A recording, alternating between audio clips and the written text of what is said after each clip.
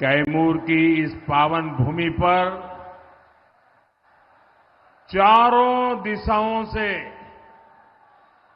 आशीर्वाद बरसता है। मां विंध्यवासिनी, मां ताराचंडी, मां तुतला भवानी, मां छेरवारी सब यहीं आसपास विराजती है। चारों ओर शक्ति ही शक्ति का साम्राज्य है और मेरे सामने विशाल मातृशक्ति है जिनका आशीर्वाद हमेशा हम सभी पर रहा है, एनडीए पर रहा है। और मैं बिहार की मातृशक्ति का आभारी हूं। पहले चरण में एनडीए के उम्मीदवारों के पक्ष में जबरदस्त मतदान हुआ है। अब कैमूर की बारी है, अब रोहतास की बारी है। मैं इस मंच पर एनडीए के इन सभी उम्मीदवारों के लिए आप सभी का साथ और समर्थन मांगने आया हूं, आपके आशीर्वाद मांगने के लिए आया हूं। तो मेरे साथ बोलिए एक बार फिर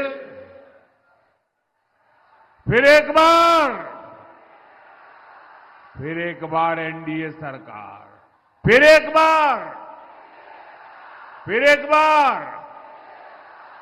बार बिहार में फिर से सुशासन सरकार। साथियों, जब ये चुनाव शुरू हुआ था तो आरजेडी और कांग्रेस के लोग फूल के गुब्बारा हुए जा रहे थे।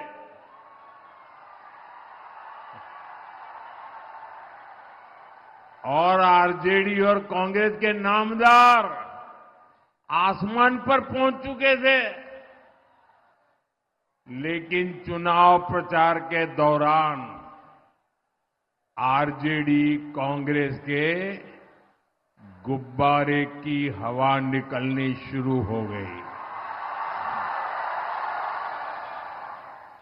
और कल पहले चरण के बाद इनका गुब्बारा पूरी तरह फूट गया है। अब तो आरजेडी कांग्रेस का इकोसिस्टम, उनके समर्थक भी कह रहे हैं फिर एक बार।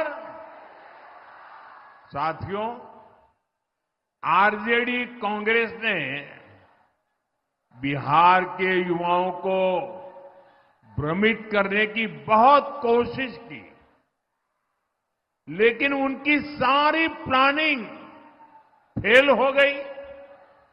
इसका एक बहुत बड़ा कारण है बिहार का जागरूक नौजवान।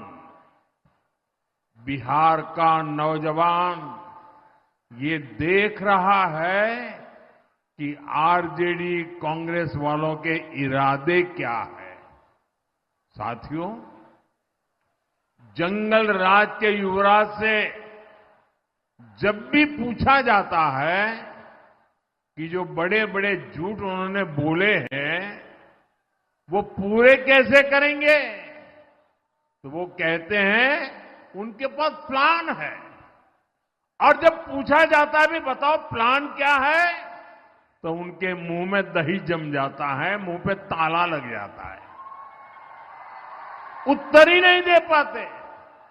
साथियों, आरजेडी वालों का जो प्लान है उससे मैं आज आप सबको और बिहार को भी और देश को भी सतर्क कर रहा हूं।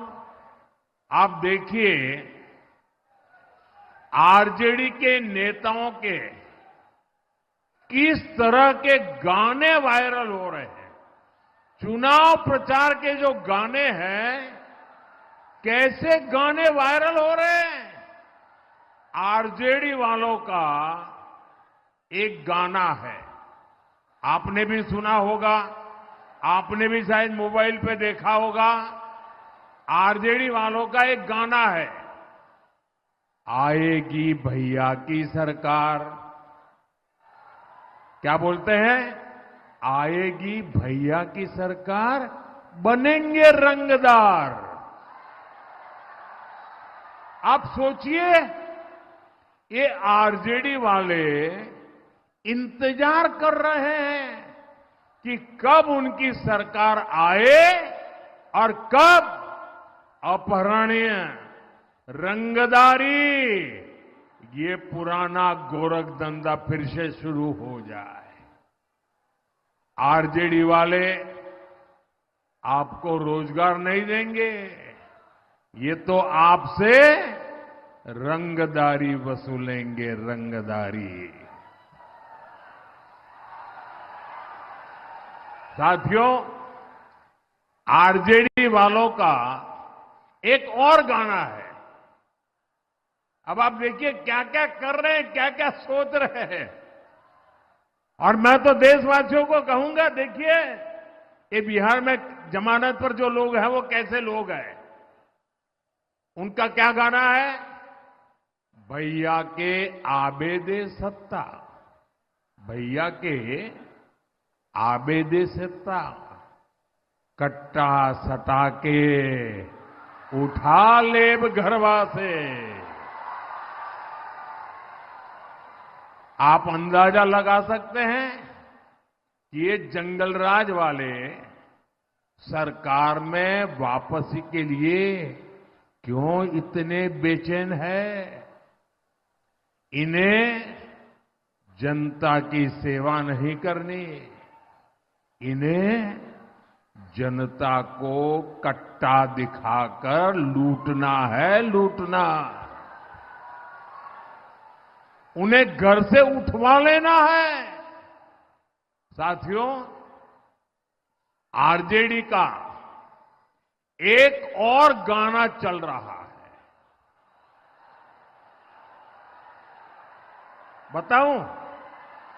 बताऊं कैसा गाना चल रहा है? उनका एक और गाना चल रहा है, मारब सिक्सर के, मारब सिक्सर के, 6 गोली छाती में। यही इनका तौर तरीका है, यही इनका प्लान है। इनसे कोई भी सवाल पूछेगा तो यही जवाब मिलेगा, मारब सिक्सर के, 6 गोली छाती में। साथियों, यही जंगल राज की आहट है।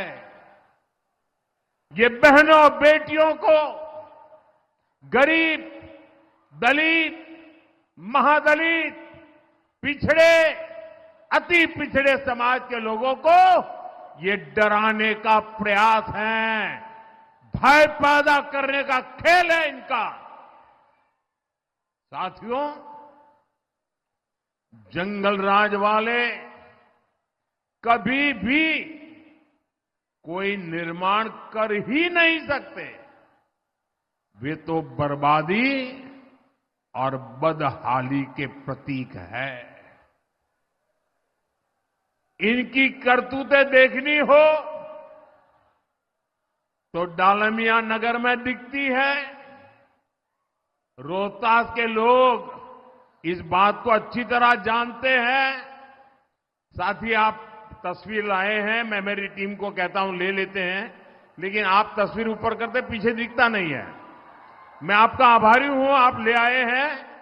मैं मेरे टीम को कहता हूं जरा ले लीजिए इनसे भाई, और आप बैठिए नीचे, ले लेंगे वो, बैठिए। पीछे औरों को रुकावट होती है भैया। अंग्रेजों के जमाने में डालमिया नगर की नींव पड़ी थी।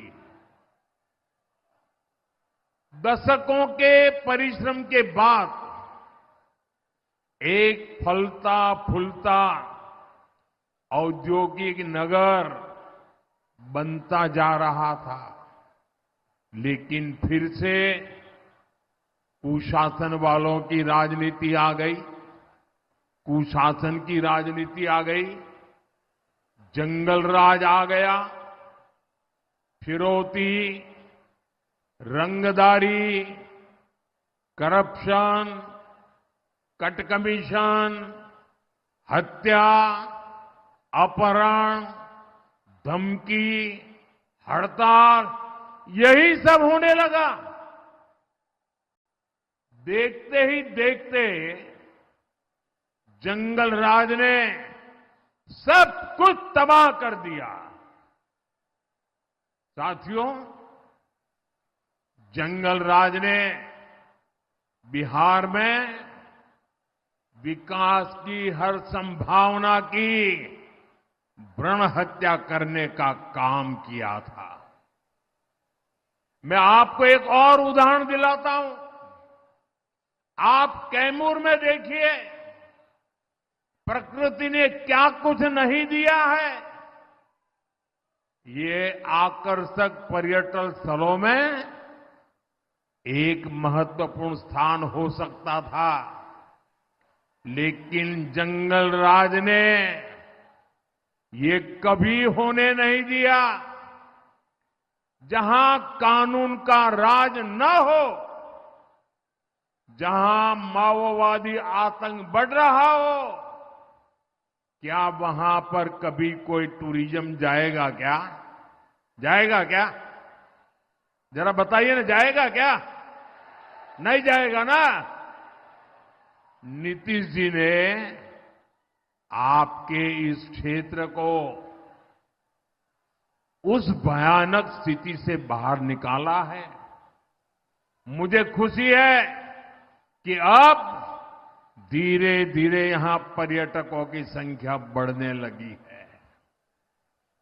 जिस करकटगढ़ वाटरफॉल, उस वाटरफॉल के आसपास माओवादी आतंक का खौफ होता था, आज वहां पर्यटकों की रौनक रहती है।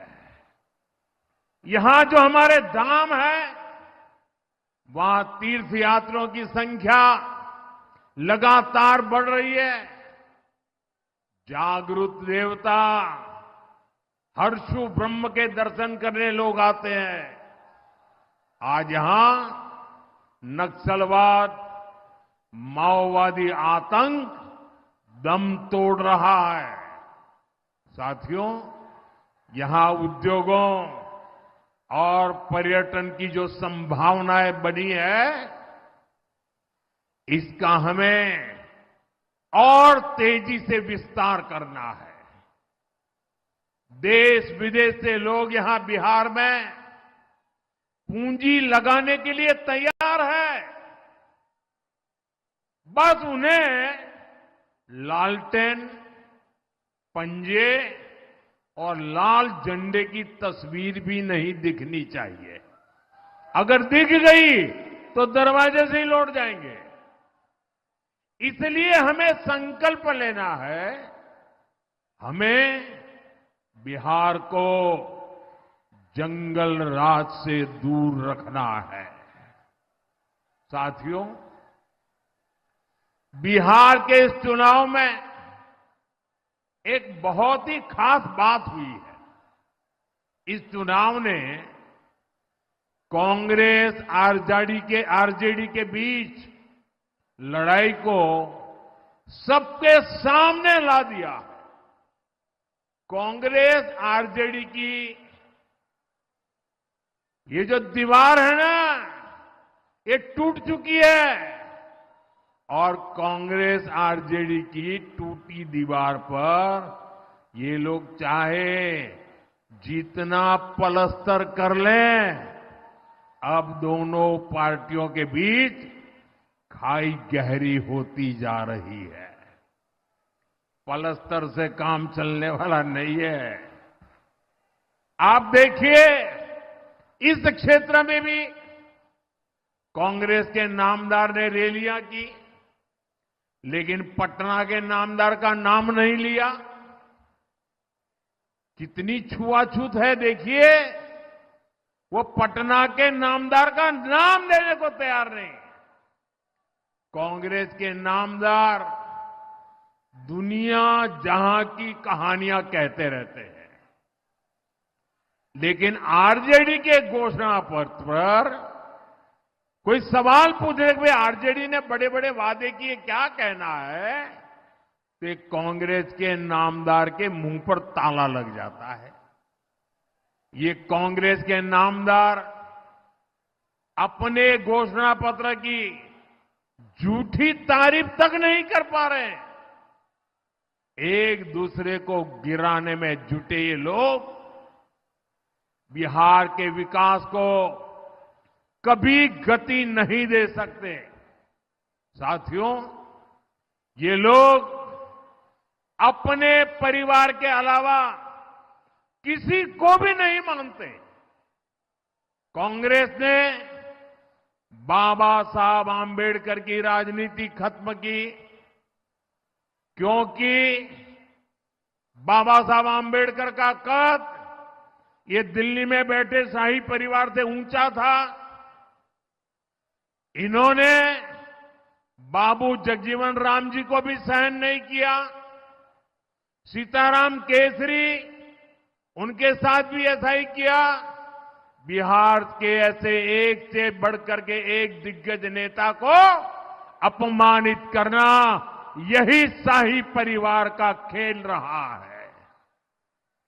जबकि साथियों, भाजपा के एनडीए के संस्कार सबको सम्मान देने के हैं, सबको साथ लेकर चलने के हैं। हम तो गौरव से कहते हैं, हमें लाल मुनि चौबे जी जैसे वरिष्ठों ने सिखाया है, संस्कार दिए हैं। यहां भभुआ में भाजपा परिवार के पूर्व विधायक आदरणीय चंद्रमौली मिश्रा जी भी हमारी प्रेरणा है। अब तो वो 100 के निकट जा रहे हैं, 96 हो चुके हैं। और जब कोरोना का संकट आया तो ऐसे हमारे सभी सीनियर को मैं फोन कर रहा था, तो मैंने मिश्रा जी को भी फोन किया, चंद्रमौली जी से मैंने उनके हालचाल पूछे, और मैं हैरान था, ये उम्र, लेकिन फोन पर वो मेरा हाल पूछ रहे थे, मेरा हौसला बढ़ा रहे थे।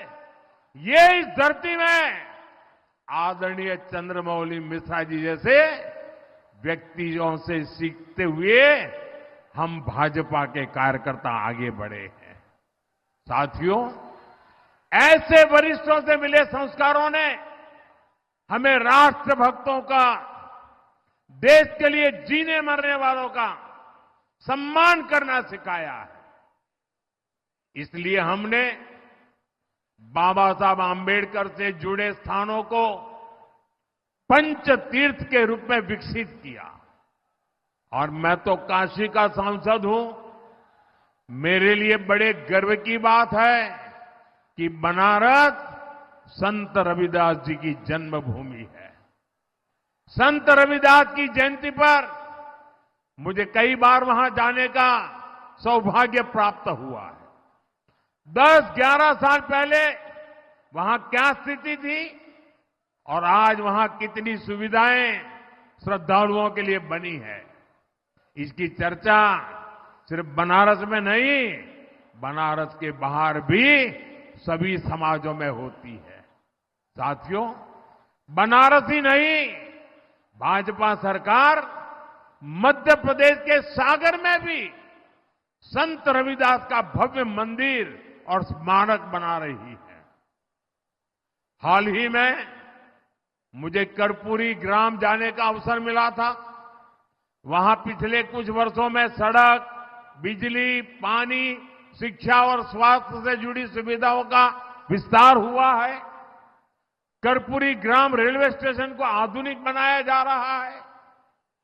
साथियों, ये हमारी ही सरकार है जो देश भर में आदिवासी स्वतंत्रता सेनानियों के स्मारक बना रही है।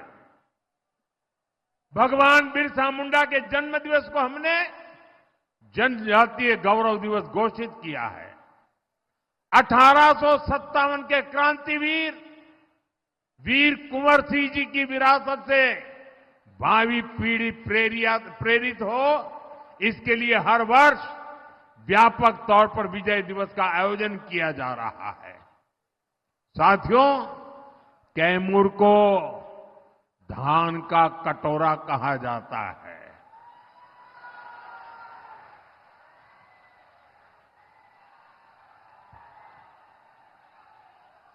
और हमारे बबुआ के मोकरी चावल की मांग दुनिया भर में हो रही है। और प्रभु श्री राम को भोग में यही मोकरी का चावल अर्पित किया जाता है। राम रसोई में भी यही चावल मिलता है। आप मुझे बताइए साथियों, आप अयोध्या का जब राम मंदिर देखते हैं या उसके विषय में सुनते हैं, यहां बैठा हुआ हर कोई मुझे जवाब दे। जब राम मंदिर आप देखते हैं या उसके सुनते हैं, आपको गर्व होता है कि नहीं होता है? माताओं बहनों, आपको गर्व होता है कि नहीं होता है? भव्य राम मंदिर का आपको आनंद आता है कि नहीं आता है? आप काशी में बाबा विश्वनाथ का धाम देखते हैं, आपको गर्व होता है कि नहीं होता है? आपका हृदय गर्व से भर जाता है कि नहीं भर जाता है? आपका माथा ऊंचा होता है कि नहीं होता है? आपको तो गर्व होता है, हर हिंदुस्तानी को गर्व होता है, लेकिन कांग्रेस आरजेडी के नेताओं को नहीं होता है। ये लोग दुनिया भर में घूमते फिरते हैं, लेकिन अयोध्या नहीं जाते। राम जी में इनकी आस्था नहीं है और राम जी के खिलाफ अनाप शनाप बोल चुके हैं। उनको लगता है कि अगर अयोध्या जाएंगे, प्रभु राम के दर्शन करेंगे, तो उनके वोट ही चले जाएंगे, डरते हैं। उनकी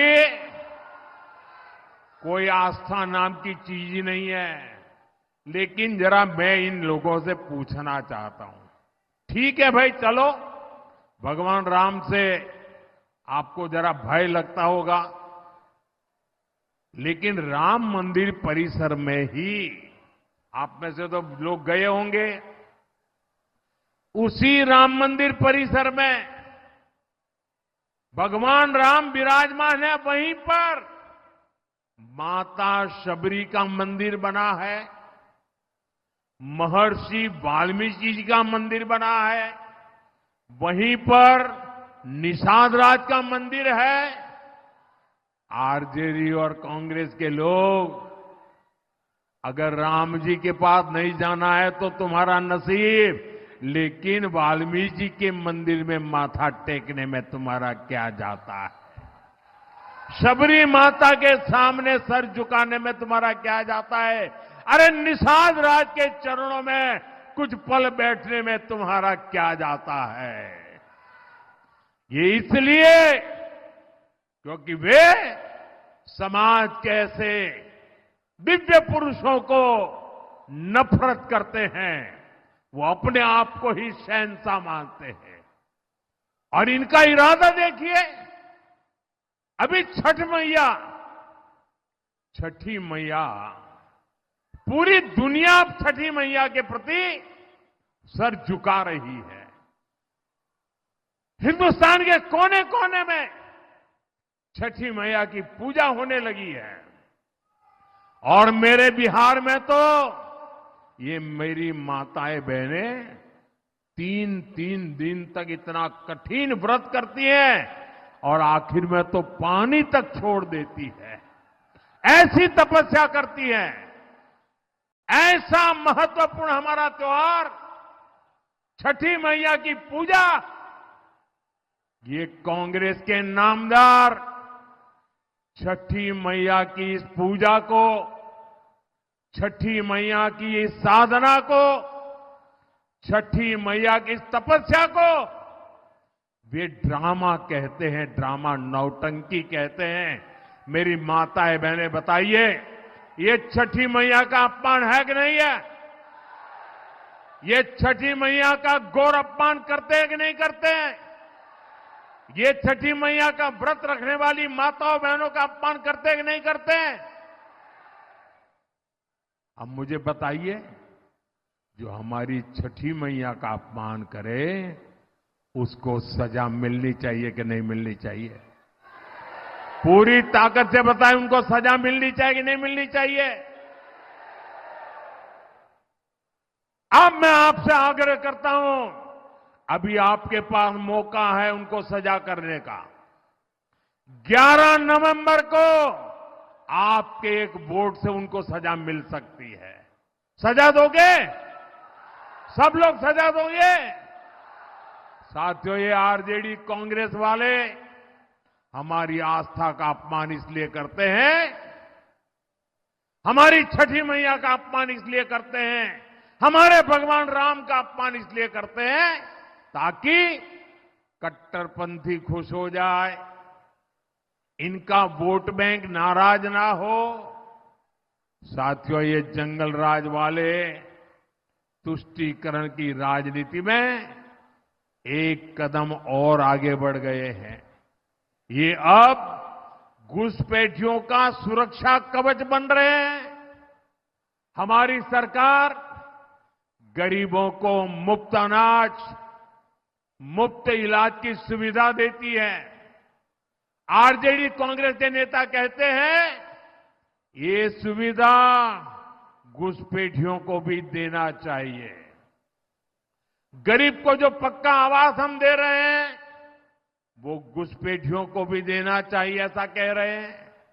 मैं जरा आपको पूछना चाहता हूं, ये आपके हक का अनाज घुसपैठियों को देना चाहिए क्या? आपके हक का आवास घुसपैठियों को मिलना चाहिए क्या? आपके बच्चों का रोजगार घुसपैठियों को जाना चाहिए क्या? भाइयों बहनों, मैं आज कहना नहीं चाहता हूं, लेकिन तेलंगाना में उनके एक मुख्यमंत्री के भाषण की बड़ी चर्चा चल रही है। लेकिन दिल्ली में जो एयर कंडीशन कमरों में सेक्युलर बैठे हैं ना, उनके मुंह पे ताला लग गया है। उनका भाषण चौंकाने वाला है। मैं उसकी चर्चा जरा चुनाव के बाद करने वाला हूं, अभी मुझे करनी नहीं है। लेकिन मैं आपसे कहना चाहता हूं, मैं आपको जगाने आया हूं, मैं आपको चेताने आया हूं। इनको, ये कांग्रेस आरजेडी जंगल राज वालों को गलती से भी वोट गया, गलती से भी, तो ये पिछले दरवाजे से घुसपैठियों को भारत की नागरिकता दे देंगे। फिर आदिवासियों के खेतों में, महादलितों, अति पिछड़ों के टोलों में घुसपैठियों का ही बोलबाला होगा। इसलिए मेरी एक बात गांठ बांध लीजिए, आपका एक वोट घुसपैठियों को रोकेगा। आपका एक वोट आपकी पहचान की रक्षा करेगा। साथियों, नरेंद्र और नीतीश की जोड़ी ने बीते वर्षों में यहां रोड, रेल, बिजली, पानी, हर प्रकार की सुविधाएं पहुंचाई है। अब इस जोड़ी को और मजबूत करना है। पीएम किसान सम्मान निधि के तहत किसानों को भी 6,000 रुपये मिलते हैं। बिहार में फिर से सरकार बनाने पर 3,000 रुपया और अतिरिक्त मिलने वाले हैं, यानी कुल 9,000 रुपया मिलेंगे। मछली पालकों के लिए भी पीएम मत्स्य संपदा योजना चल रही है। केंद्र सरकार मछली पालकों को किसान क्रेडिट कार्ड दे रही है। अब एनडीए ने मछुआरे साथियों के लिए जुब्बा सहनी जी के नाम पर नई योजना बनाने का फैसला लिया है। इसके तहत मछली के काम से जुड़े परिवारों को भी 9,000 रुपये दिए जाएंगे। साथियों, डबल इंजन सरकार का बहुत अधिक फायदा हमारी बहनों बेटियों को हो रहा है। हमारी सरकार ने बेटियों के लिए सेना में नए अवसरों के दरवाजे खोले हैं। सैनिक स्कूलों में अब बेटियों भी पढ़ाई कर रही हैं। यहां नीतीश जी की सरकार ने बेटियों को नौकरियों में आरक्षण दिया है। मोदी का मिशन है कि बिहार की लाखों बहनें लखपति दीदी बने। नीतीश जी की सरकार ने भी जीविका दीदियों के रूप में बहनों को और सशक्त किया है। साथियों, आजकल चारों ओर मुख्यमंत्री महिला रोजगार योजना की चर्चा है।